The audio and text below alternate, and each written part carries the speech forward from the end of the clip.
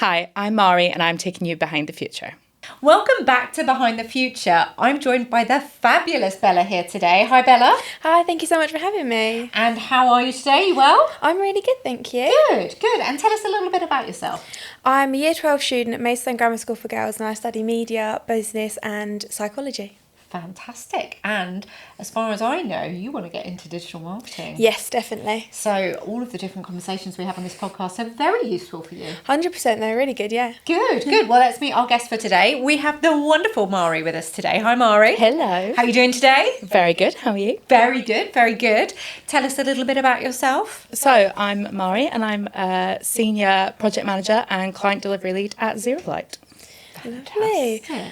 So when did you realise that was the career you wanted to go into? Is that always your path? Definitely not. I didn't realise for a long time, really. I didn't study it. I didn't do anything about it. And I kind of fell into tech and digital, basically just looking for a job that worked at the time and something that I could kind of, I guess, do a 9 to 5 and something more structured compared to what I'd done in the past.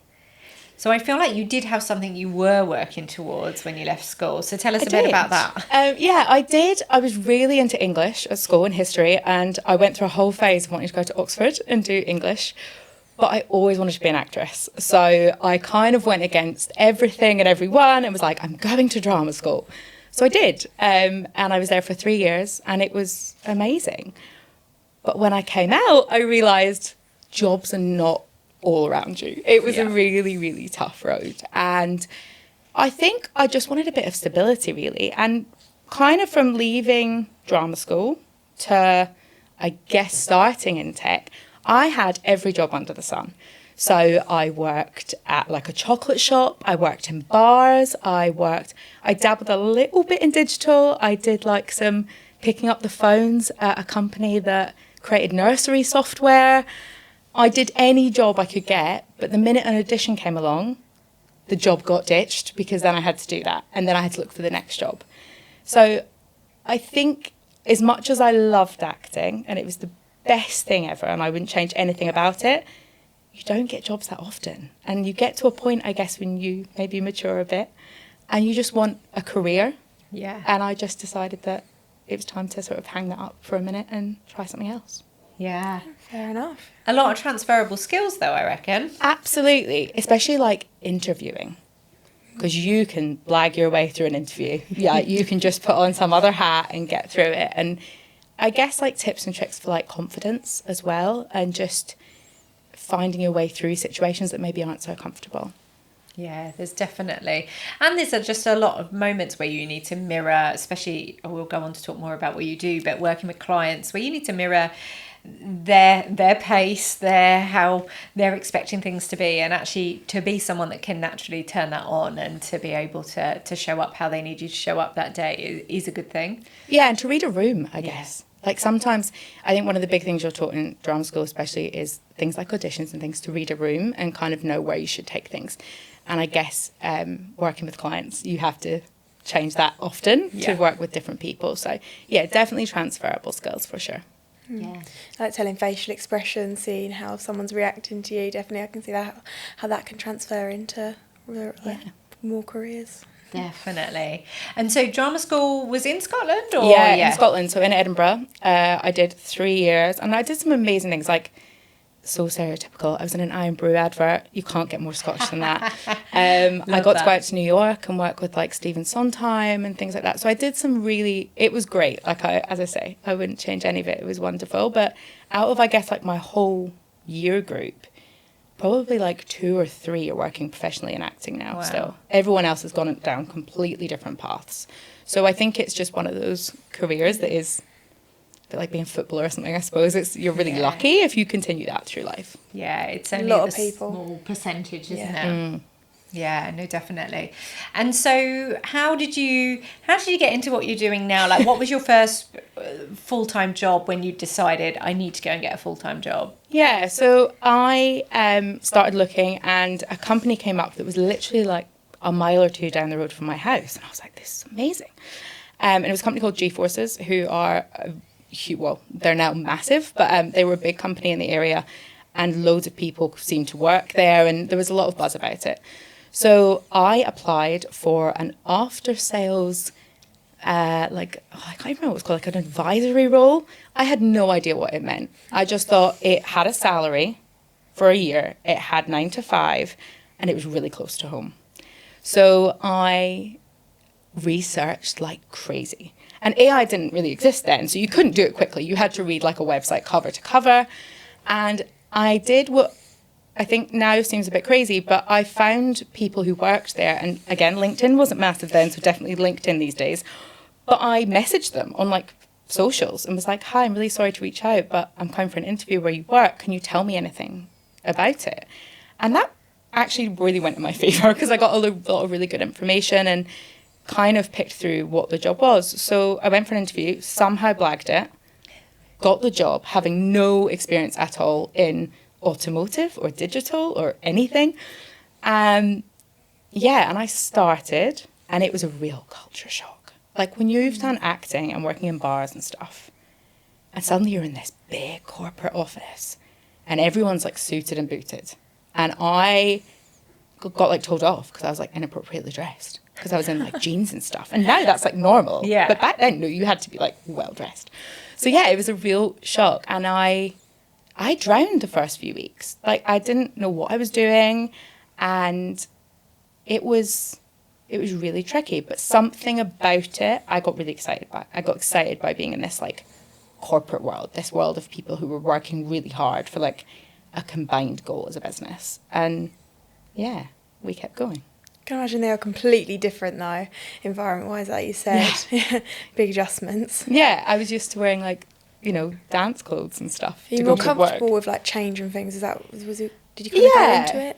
Yeah, I did eventually. Like I had to learn a lot of lessons, but everyone there was really helpful as well. Like I was really young and everyone was so helpful at kind of taking me on that journey with them and being like, this is what we do. And they had like a clear desk policy. So I was like, okay, can I have this mug? Can I do that? Because it was nerve-wracking. Yeah. But I think when you're in a business where there's a lot of people who've come from that starting point, like G-Forces was a company that really nurtured people new into the world of tech and digital, and they kind of took you on a journey with them. So yeah, I only lasted 5 weeks in that department and then I moved. But I stayed in the company.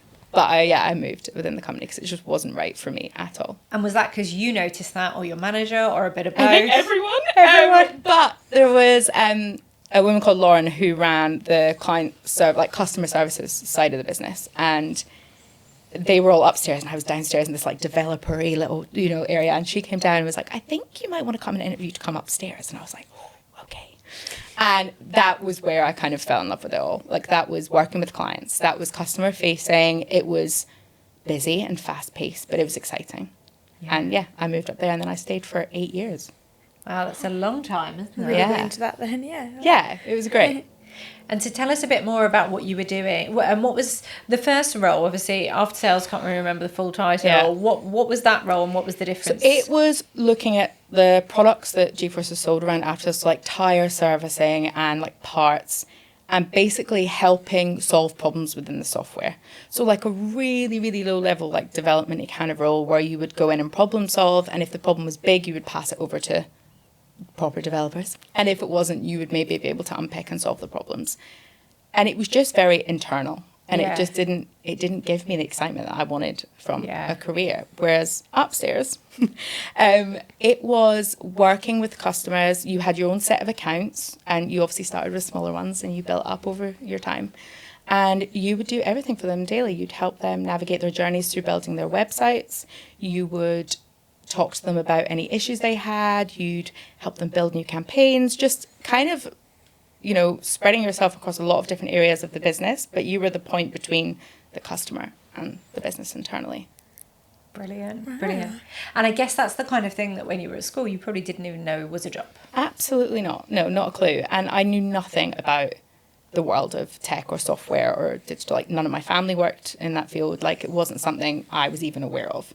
And I guess over time working at G-Forces, the role then kind of opened up into project management, which is where I was like, I think this is where my skill set lies. And I think, again, that's 8 years, I guess at that point it was like 6 years in. So I don't think you have to find where No. you sit straight away. I mean, it took me a long time, even within the same company.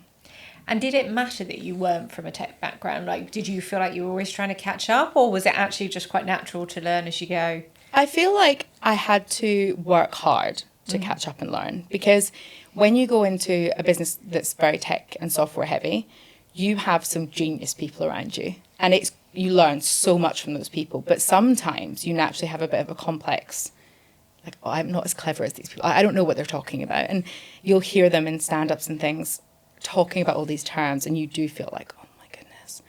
But I found I would just like make notes. I'd go away after, I'd research it on my own, and then the next time I went into that environment, I was like, I know what you're talking about now.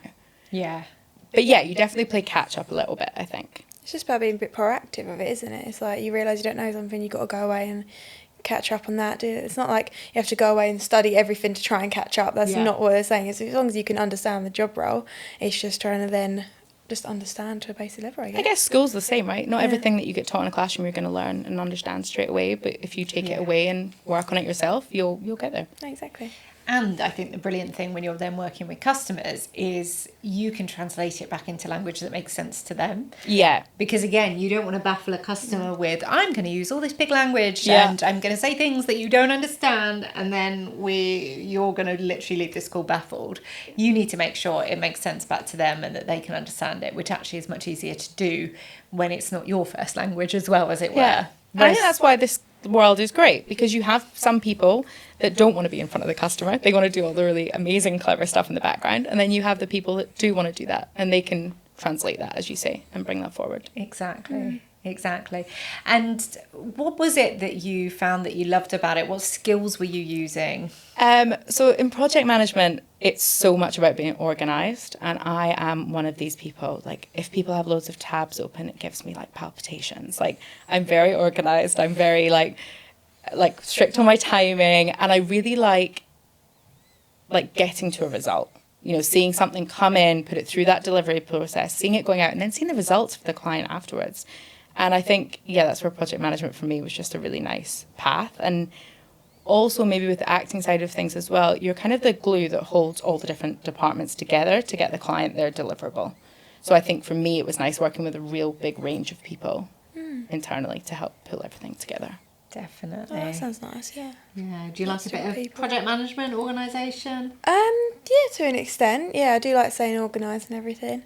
Though my folders are all tip-top shape. I love my folders. Good. That's a girl after my own heart. Don't look at my tabs. We are not going to show Mhairi my laptop because, it wouldn't be good. It a bit. I'll be like, let me take that. It'll probably either get thrown out the window or everything will get closed, and then I'll be like, oh no. I'm sure you know where it all is. It just gives me like that. But is that something, does it get surfaced in school, the idea of doing project management and that being a career? I have not actually learnt much about that, to be honest. No. Not really. Even when we do business studies and things, obviously that has never really come up. It's more about about starting a business and working a business, all that and the other. So I never really hear about project management, to be honest. Oh, it's really interesting. And the same with client management and like we've had a few chats today about account execs and account managers. That language isn't really coming up as something. No, those kind of careers, I don't know. I feel like they're not against them. They're just not anything that's mentioned, because if they don't come under a certain subject, no one really goes into them very much. So unless it's like, I think most careers are kind of based around those subjects, and if you don't kind of base around those, it's not too much mentioned. So especially the client things and customer service type ones and everything like that, I just don't really hear that much about with project management. So It interesting. doesn't surprise me though. No, it doesn't. No. And I think project management, everyone I know that's in project management and client delivery come from a real range of backgrounds as well. So I think it's a really great one for people from all different, university backgrounds or straight into work. There's so much pathway into it. And I just, it doesn't surprise me, but it's sad maybe that it's not opened up so much, because it's also industry wide. I know we're here talking about digital, but you can move into any industry with project management. So it's a great place to start. Oh, that's so true. Any industry needs a project management. You'll have a project manager on a building site doing the building site management. Yeah. You'll have a project management in a factory helping make sure a car could get built or something, and you have project managers like You go into any everywhere. career, every single career basically needs one. Exactly. So it is very versatile, I guess. Yeah, it really is. And you can play to interests, and actually obviously digital started to become a passion where again, you probably just hadn't even thought about it before. No, definitely not. And especially, like, I've been very lucky. I've worked in a lot of verticals, but I guess started really heavily in automotive and automotive digital and software. And I knew nothing about cars. Like, cars didn't interest me at all. But over time, now I get excited when I see, like, car things I've worked on. I'm like, oh, look at that, which I never thought would happen. But you do. You naturally develop a passion for what you're working with every day. Definitely.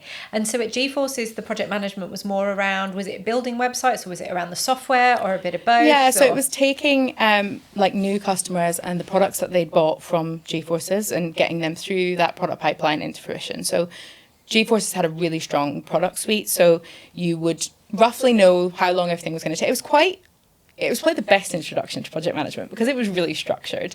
And you kind of knew what the risks were going to be the minute it came in. You knew how to keep things on budget and in scope. So it was a really good introduction. And G-Forces also were great because they put me through my Prince 2 and my project management qualifications as well to really help boost that externally as well as internally. Brilliant. Yeah, it's really and good. I guess a lot of people listening won't know what the Prince 2 is because is it level 1, 2 and 3? Yeah, there's all different levels. It's one of those things. There's loads of different ones out there as well. There's Agile and there's loads of different courses you can go on. And I think really any of them are great. Like, I think the actual on-the-job learning is the best bit.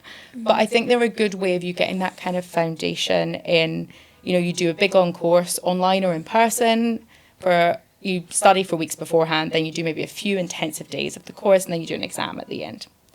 But really, it just kind of gives you the foundations of project management and what things mean and what terminology means and stuff like that. But when you use it, like anything, I guess, in a role, each company you work for or each role will really change how you use it, I guess. Yeah. And I guess that's the strength of experience, that you also can, it's fluid in how you use it, but you can go and show an employer, I do understand this. So, and again, it's probably not something that's talked about much, that there are these extra, and actually like in client services, there's not an equivalent, is there? But project management, there is. And we definitely, like, if we were hiring a project manager, if you saw that, you'd be like, oh, I should definitely be talking to this person. Yeah. Whereas if they haven't, it's like, well, why haven't you? Yeah, because it just shows a bit like, I guess, a degree to some employers. It shows that you've committed to something. You've put the time in and you've understood the task at hand, I guess. Like similar to some sort of apprenticeship type thing, but like a really, like a mini one? Like a really sort of small exam, I guess. Okay. Like an exam, but you just get the coursework before you get, like, it's just all really intense. Yeah. You can do it over a longer period of time as well. You know, if you have a job and you want to just slot it in every now and then. Like, I know people that have taken over a year to do it alongside their job as well. Oh, because I've never heard of it. So. No, it's interesting. Yeah, I'm glad you mentioned it, because actually we've not talked about it before, I don't think. And it is like, there's all these little things that you don't get to find out until you're in work. But actually, for someone that maybe doesn't want to go on to uni but really likes the sound of project management, if you can find a company where they're happy to help pay for the costs as well. Exactly. There's a lot of, I'm sure, like G-Forces would have paid to do yours, so it costs you nothing.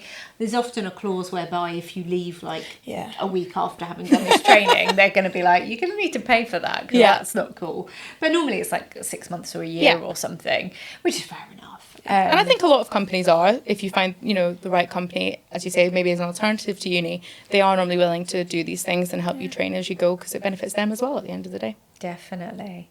Staring at a blank screen trying to figure out what happens after school or college, university, apprenticeships, T-levels, it's a lot to take in.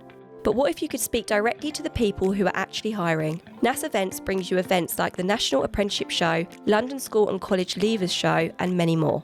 They run the UK's top career events designed specifically for students aged 15 and up. These aren't just your boring careers fairs, we're talking interactive hands-on experiences where you can meet the country's biggest employers and top universities face to face. Whether you're looking for an entry-level role, a degree apprenticeship, or a pathway into higher education, this is a regional show near you.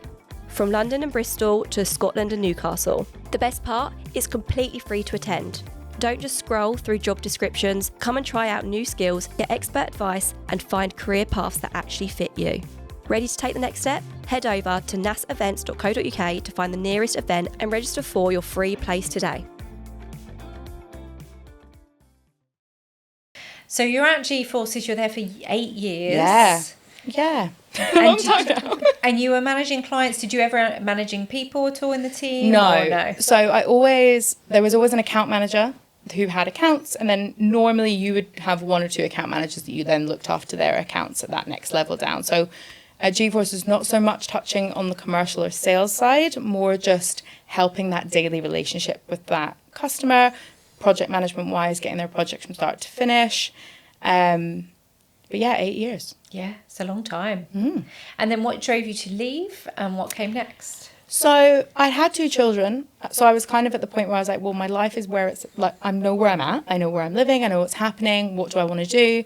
And I really wasn't thinking about leaving. And then a recruiter reached out to me and was like, we have this opportunity at a company in Newcastle. Would you be interested? And I was like, I live in Kent.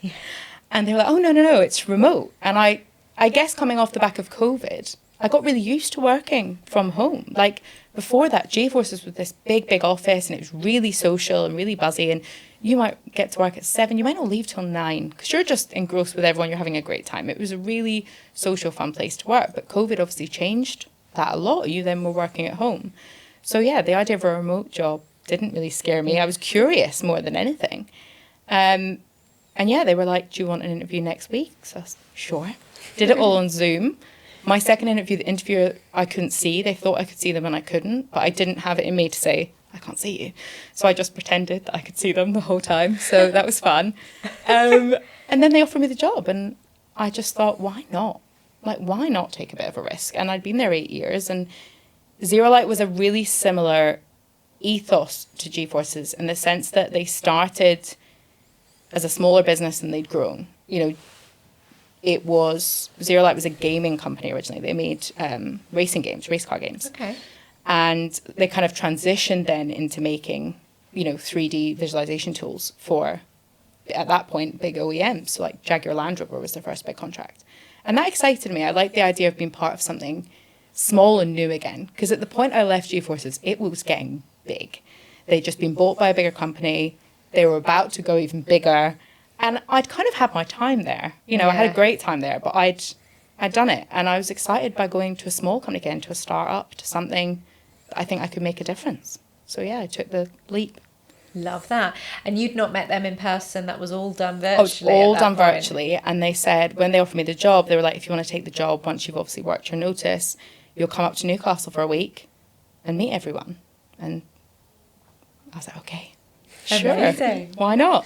How exciting. Yeah. And when was this? So how long have you been at ZeroLight? I've been there 4.5 years. Okay, cool. So another, stint. I don't like jumping. No. You can probably tell this now. A lot of people in digital, I'm sure, I don't know how many people you spoke to, but they tend to jump jobs quite a lot. It just seems to be a thing when you're starting out in digital. And it's just not ever been the path for me. If I'm happy where I am and I feel like I'm making an impact, I'll stay as long as it works. So Yeah.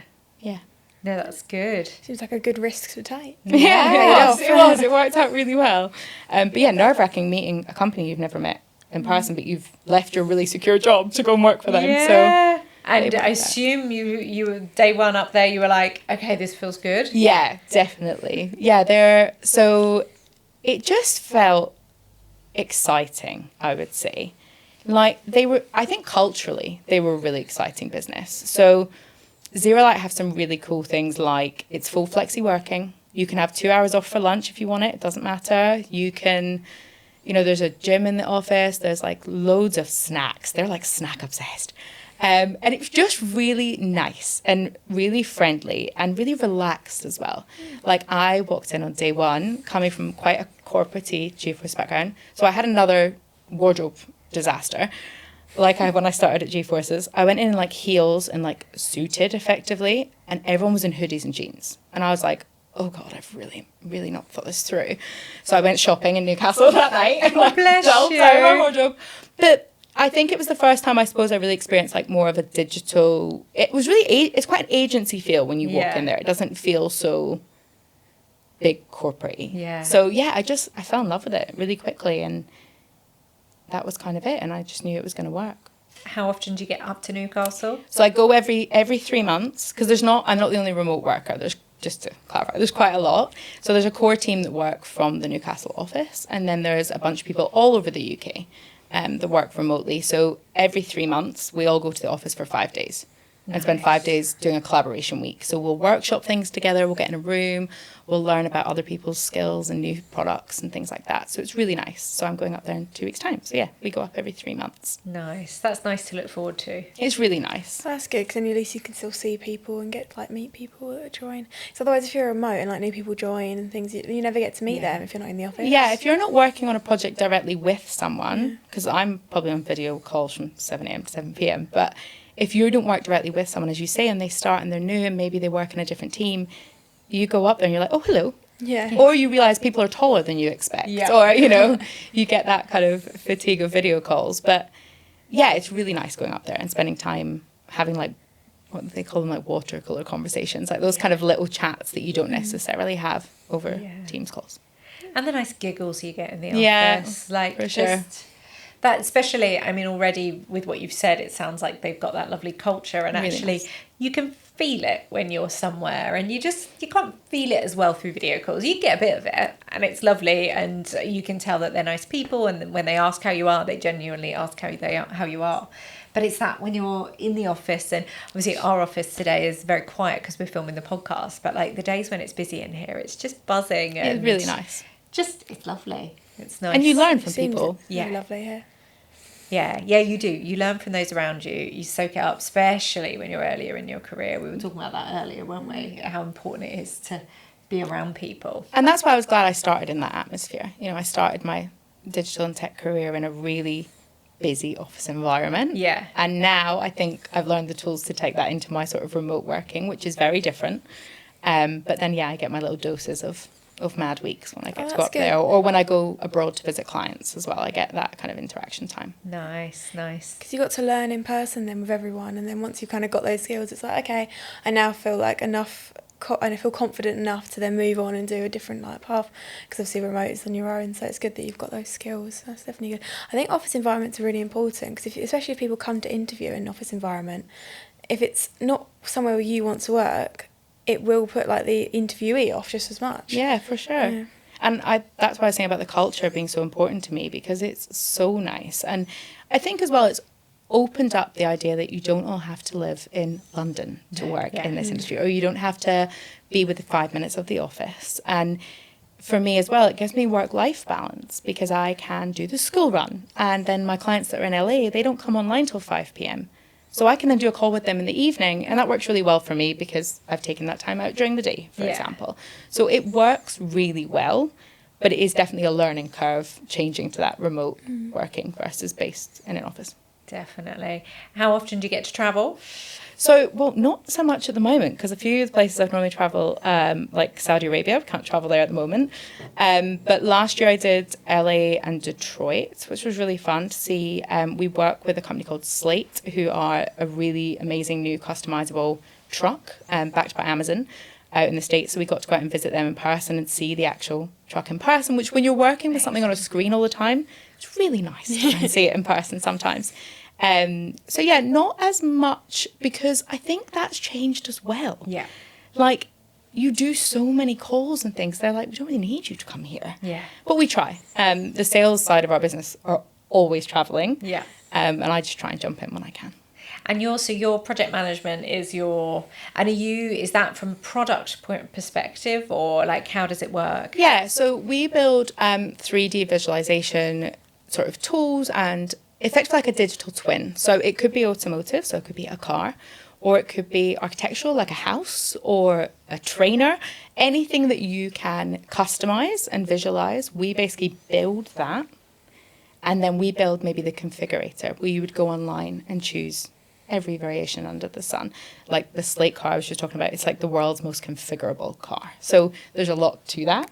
And then with that digital twin as well, our customers might use it for AI purposes. They might use it to build some beautiful media for TikTok, or some driving shots that don't need a car and a city and a film crew. It's all done with that digital twin in any configuration that you can think of. So I basically take whatever the salesperson has sold and make it a reality with our dev teams and everybody else and get it out to the customer, hopefully on time and in budget. That's really Amazing. interesting. Yeah, it's really fun. And moving into new verticals at the moment as well, things like architecture is super exciting because, I feel like a kid playing Sims or something. Like, it's so amazing looking at these amazing homes and getting to see how our tech team slowly build those up and make them really exciting. Sounds incredible. It really does, yeah. Are the projects quite quick, or do they vary? Very varied. So at the moment, I'm working on everything from some projects that are like a few weeks turnaround to some things that are maybe a 5-year contract. Wow. So across different customers, you'll have different asks, and those asks will come in thick and fast and change all the time. But I love that. That's the bit that really excites me, because especially at ZeroLight, I get to work with such a range and portfolio of customers, both in terms of their backgrounds, so traditional OEMs or new EV companies, which are super exciting, but also different people, people from all different countries, from Australia to America to the UK, the Emirates, and really get to sort of learn about them and how they work, and I guess put different hats on throughout the day. Because when you're talking to a really traditional, old school customer, you might have to be really formal in how you act, and then a brand new EV might be, really relaxed and chit-chatty. So you kind of change how you react with your customers throughout the day as well, with that sort of mixed portfolio. Love it. Yeah. So interesting. And I love that anyone listening to this podcast is getting to learn about something that you don't hear much about. Yeah. And from that kind of software, but then you're building configurable things for clients. Like, again, it's the kind of stuff that we take for granted, that you can go on and play with something online, and you just don't think of the jobs that sit behind it. Yeah, and I think as well, like, I love that I get to see how many different people touch that end product before it goes out.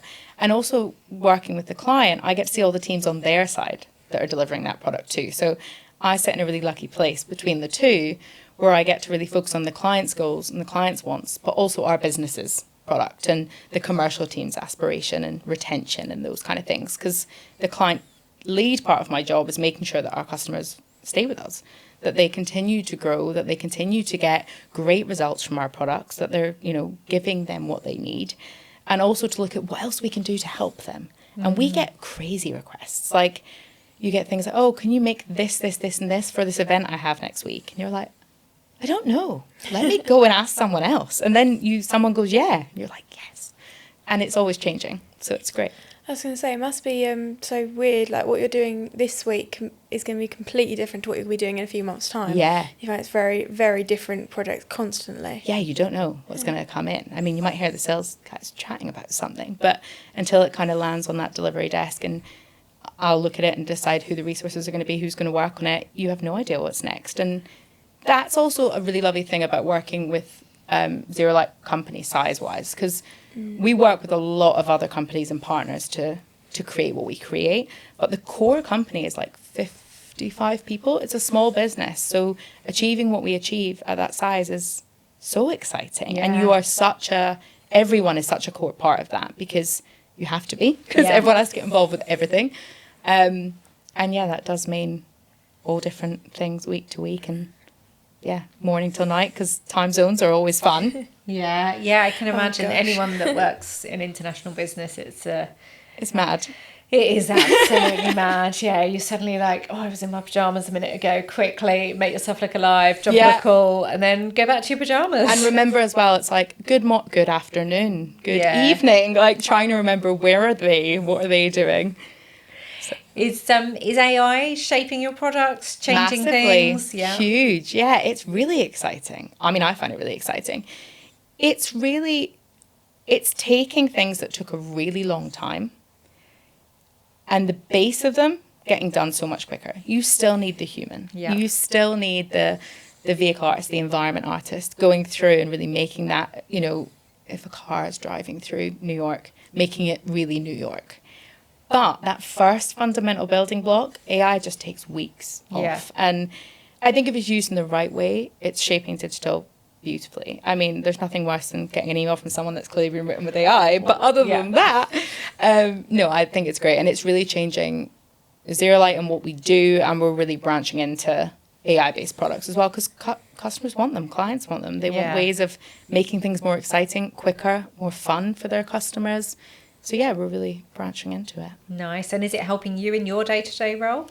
It is more for random tasks. Like, we get a lot of, in our projects, we get a lot of feedback. So you might deliver the first version of something to a customer, and they'll give you just pages and pages and pages of, here's all the things we need to change, that colour's not right. And sometimes they'll send you like a deck and it is like 70 slides long. Wow. Putting that into AI and saying, can you bite-size this up for me? Can you create some Jira tickets for me? And yes, you still need to go through them all, but it gives you that quick win to get that over quicker, especially when working with time zones. If it takes a human 24 hours to do something, you've probably lost 2 days in some of your clients' timelines because of they're not back online yet. So yeah, AI has helped me a lot with those kind of tasks.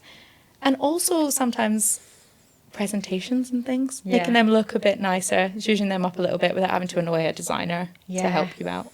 Yeah, I can imagine where you were saying about like putting all the information there, because obviously you will go back and read it, but you can put it in bullet points, so then you have an understanding to some extent before you then go and read the detail. Because I'd struggle really so much reading like a full-on page about one thing and trying to understand what it actually is saying. If I knew what the kind of, if it had a heading, like imagine that like what you put in AI is giving you basically a heading for it. Yeah.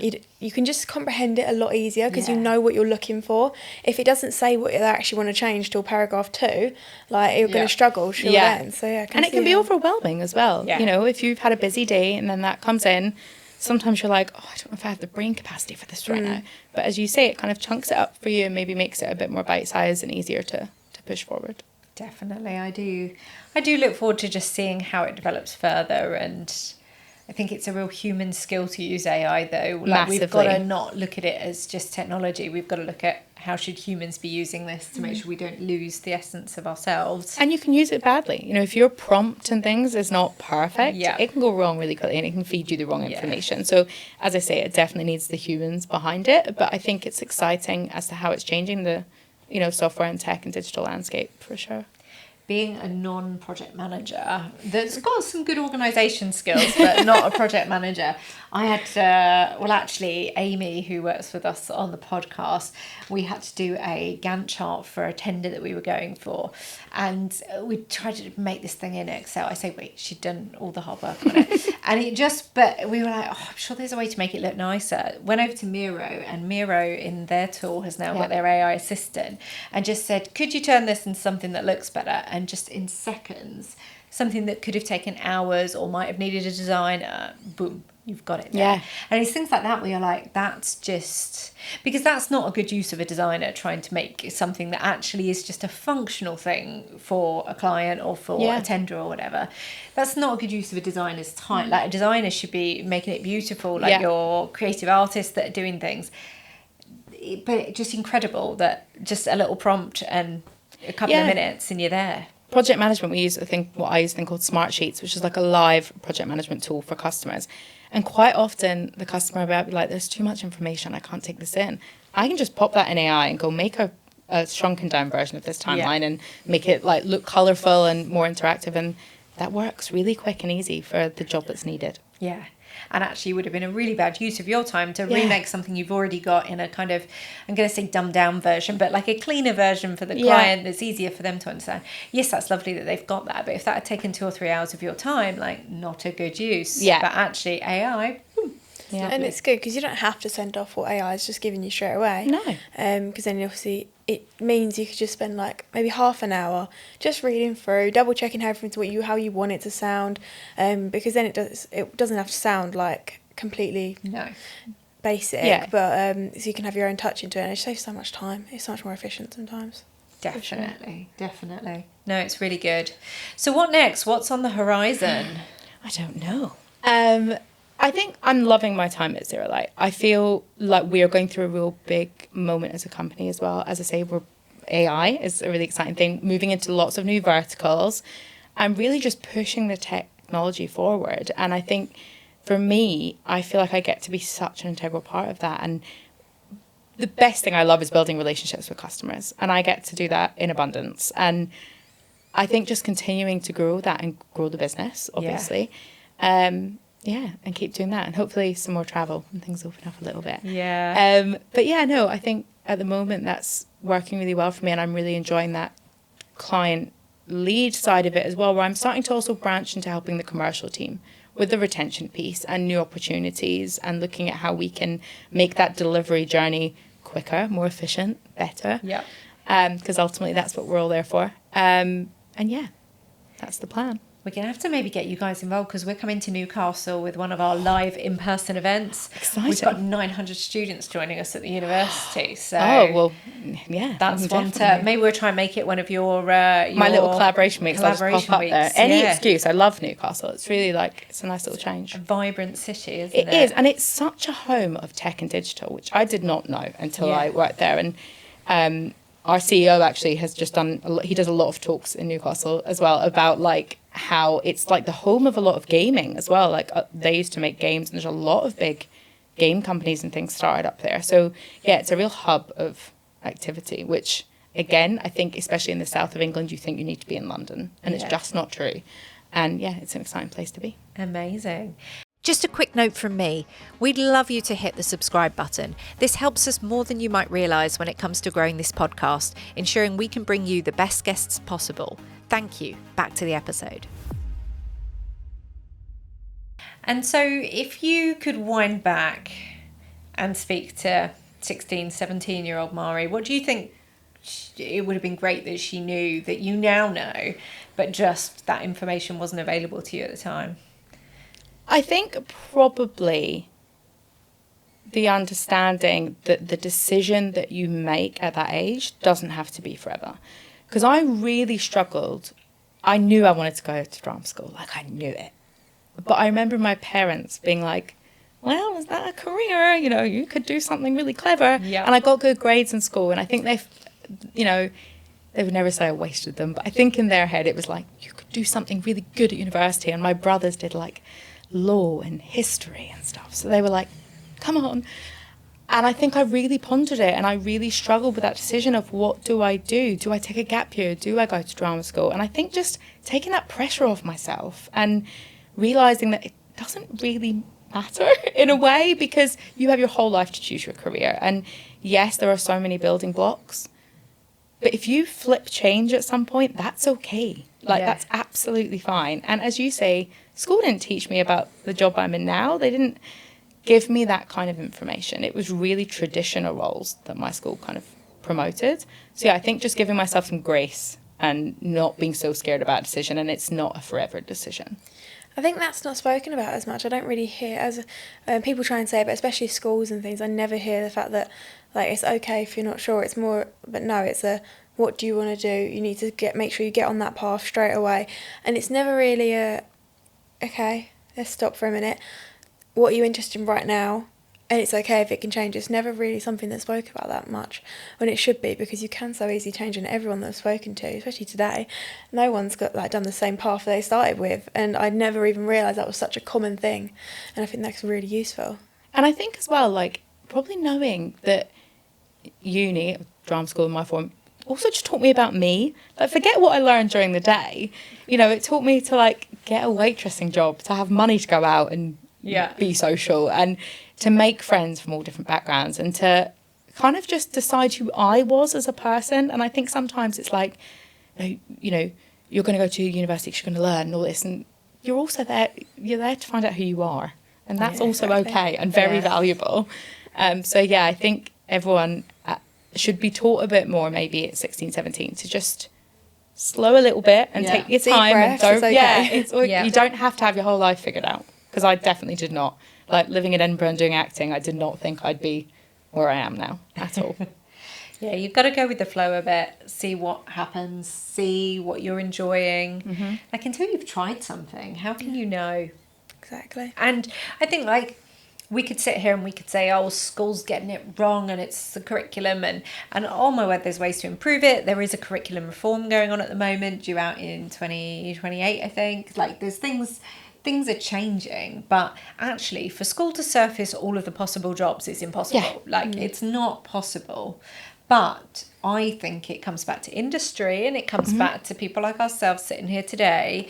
It's our job to be helping the next generation to see, like, if we're passionate about our industry, it's like, let's get into schools, colleges, unis, let's show these young people what we've got to offer as an industry, because we can't expect the teachers to know about all of them. No, absolutely not. And, you know, I bet if any of my teachers are still teaching, they probably don't understand what I do now either. So I don't think my mum understands what I do now. So yeah, I think it's just maybe taking a bit more time and listening to podcasts like this. Yeah. You know, doing a bit of reading, using AI. What jobs are out there that I could do? You know, just not putting the pressure on yourself to get it right day one. And something you said at the start, which I really liked when you said you went for your first interview with G-Forces, that you'd gone and done all that research by talking to people that work there. Like, that now is even easier than it was then, as you say, with LinkedIn, etc. Did that come up in the interview? Like, did they know that you'd done that level of due diligence? No, I don't think I said that I'd spoke to anyone. I'm sure they'd probably said to the interviewer she spoke to me. But I just thought, if I speak to people who actually work there, and in most cases, I think if someone came to me now and was like, I'm looking for a job at ZeroLight, can you tell me about it? Absolutely, I can. I'm really passionate about the company I work for. And I think that level of research maybe just takes you that bit above just what you can read on the internet, because it might just point you in different directions. Like, I think people just told me certain things to look at or to research that maybe wouldn't have been obvious. So yeah, I don't think you can ever do enough research when you're going for an interview. I think the more you take in, the better. Exactly. And I do think if someone sat there in front of me and said, oh, actually, I spoke to this person, I spoke to the person that already does this kind of job, and I'd be like, good on you, great, like, that actually is going to make you stand out more. Shows initiative. Yeah. Well, if you've then had 5-10 interviews, whatever it is, it might be you can't remember the name of the person, but you go, the person that went and did all that research, like, I really want to see them again. It's like suddenly they've got a standout point about them that's different to others. I think don't be scared in interviews, especially in the world of digital and things where, like, it's not so mainstream. I think be a little bit bold, be a little bit different. You know, say that you've researched, you've watched something, you've spoke to someone. I think anything that helps you maybe just stand out from, as you say, an interviewer's long day normally of interviews. Why not? Yeah. And always throw a bit of personality in as well. Definitely. Like, don't try and be someone you're not. I definitely think, like, when I was younger, I was probably a lot more trying to be something, and I think that you can't keep that up. Like, you just need to be who you are, and if the company is the right fit, then you'll get the job. And I think you also find in yourselves, like, you know, I might have stayed in the company, but the department I was in was not right for me at all. And if someone hadn't have came and said, I think this department would be better for you, I would have gone, and that would have been it. That would have been 8 years that I didn't have that career. So I think, you'll always find your fit. It just might not happen straight away. Definitely. And you said you've got kids. You've got two, I do. did you say? How old? 5 and 8, 2 boys. So. And do we know what they want to be at the moment? Oh, well, I say at the moment. It changes daily. Like, we go from, like, footballer to tennis player to bin man to someone on a computer to selling cars. Like, it changes every 5 minutes. But I would say the interesting thing I notice about them is they are so curious about jobs. Because me and my husband do very different jobs as well. He works for the government, so he does a very sort of structured public sector job. And I'm, like, on calls at night time and doing stuff. So they're like, oh, this is very different landscapes of work. And they have so many questions all the time, which is great. Yeah. And I suppose with working at home, there's more of a window into the world of work. Whereas actually in previous times when everyone, like, to do work, you had to have left the house and you didn't bring work home with you. Especially when we were younger, like, you couldn't really bring work, like, you could maybe bring some paperwork, but you wouldn't be on calls at home. Well, I mean, my eldest went through COVID doing, like, Joe Wicks in between work calls with us because we had him at home when we had to work, which I'm sure many people went through the same thing. But yeah, now we have our office in our house. We both have desks. They know that that's work. They understand that if that door is closed, mummy or daddy are working, and they, you know, they see everything from us doing phone calls on the school run or, you know, listening to calls whilst doing things. And I think they're learning that the world of work is very different than traditionally it would have been, I guess, when I was young. Yeah. Yeah, I can imagine where it was like parents just went off and they came back You don't really know much about it. My parents, when I work at home, and it's like I actually go into the office, obviously speak to them, see the screens, and I have no idea what this is, but I understand there's loads of different options out there because you do see it a bit more. Yeah. Not that I want to do what they want to do, but What do your mum and dad do? my mum is a financial controller. Fantastic. So I don't understand a single spreadsheet that she has out. Very important Yeah, work. very though. important. Very important work. And I'm not sure my dad's title. He works with EV cars. Is it EV cars? Yeah. Electric cars. Yeah. Yeah, so he works with them. Amazing. I think it's so interesting what your parents do and how that maybe shapes or doesn't shape you. Yeah. My parents are in hospitality, so they own pubs and restaurants and stuff. And I never wanted to do that. I mean, I did it for like weekend money because you could work for mum and dad and, work in a hotel or whatever. But I never wanted to go into that field, whereas my younger brothers did. So I think it's different how your parents' careers, I guess, shape yours. Yeah, But who knows? Isn't it? It either makes you want to do it or not do it. So, no, really good. Now, before we finish, is there anything that hasn't been answered? Anything you want from Mhairi? Just with project management, if a project were to not go the way you thought it would through a plan, how do you kind of deal with like not failure, but kind of the mishaps of that? Yeah, sure. The whole way along, risk management is really important. Like from day one, you make sure you know hopefully every potential risk that could happen and hopefully mitigate it before you get there. But inevitably, things go wrong. And that could be for so many factors. Quite often, the client is a factor in that. The clients quite often will have an end date that the project needs to be delivered by. But they might move every goalpost in the run up to that end date. But you can't necessarily move yours because you still have to meet it. So I think ultimately it's being really transparent, doing everything you can internally to resolve the risk, resolve what's going wrong, but being transparent with the customer. Maybe that means the scope has to change a little bit. So you have to remove something out of the project to deliver on time, and maybe that other bit will be a fast follow. Or maybe asking them to think about that. What things do you really need for that date? Or maybe what they want is now out with that original scope. So they're maybe going to have to commercially pay to deliver it.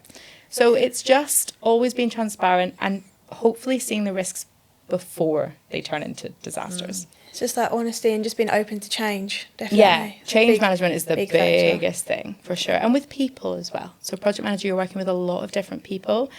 Getting those people's trust in you that they're going to tell you if something's not going to time, rather than just going, yeah, it's fine. Because you can't, that doesn't help. You need someone to say to you, like, this is taking a lot longer than I told you it was going to take. How do we figure that out? And then, that gives me the time to leave them to do it and go away and figure out a resolution. Well, thank you so much. That's so interesting. No worries. I think one of my favourite things I ever learned was about managing expectations, and my team will be so fed up with me using that phrase because it's just constant. But when your expectations have been managed, it's much easier to handle what's going on. So as you say, like if your colleague tells you, not the day the project's meant to be finished, but like 4 weeks before, this is taking longer, I think we're going to be behind. It's like, great, we can talk to the client about that now. Yeah, or we can find other resources. We can get someone to jump off that other thing and come in and help you with this. And I think it's telling people, it's not failure. Like things are never, you don't know every fact of everything day one. Like I think what developers do is incredible. They make, in my head, nothing become something. And they do it on a screen with all this code that means nothing to me. And I find it amazing. But when they start on that first day, they don't necessarily have all the information from the customer. They don't have everything that might go wrong in that road. So, as you say, as long as they come to you and say, we've hit a bit of a roadblock, that's fine. That's why we all get together. We have stand-ups every day. We're always making sure that we know where things are happening and we can then hopefully turn it around. To date, we've never delivered late. So that's all I really care about. That's really good. We'll find a way is kind of always my motto, I guess. Yeah. No, that's a good mindset to have, and an important one that will see you through all times. Because there is always a solution. Yeah, there is. It's just having the time to figure it out, and then also people being a bit adaptable sometimes. Like you can't just say, well, that's what's on the paper, so that's what we have to do. It's like, well, there's probably a different way to do it. We just need to figure it out. Yeah, no, Definitely. Now, is there anything you haven't said that you're like, oh, my chance to speak to the next generation, this is what I had to get out there, or have we covered it? No, I think, as I said, just be easier on yourself. And I think as well, especially now, I think the amount of information out there is vast, which can be both incredible and really daunting.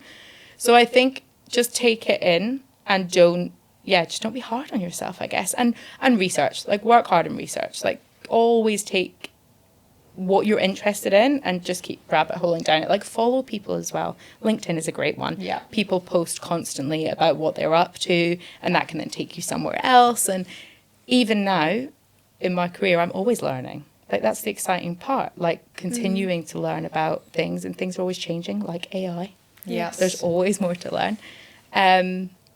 But yeah, and I think really hard work is just helps. Like it just does. Like when I started out at G-Forces, it was hard graft. Like it really was. And that was a big shock to me. I was used to, doing acting, which is just a lot of fun, to be honest.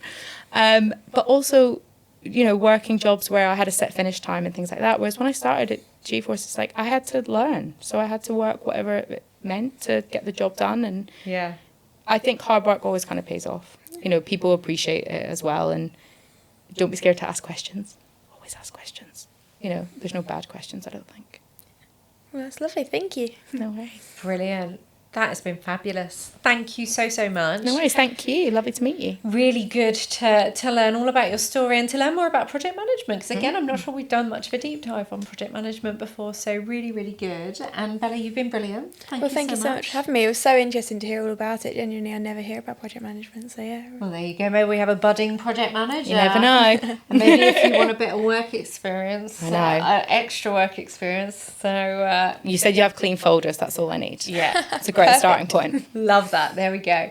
Thank you so much for joining us, and we look forward to seeing you on a future episode of Behind the Future.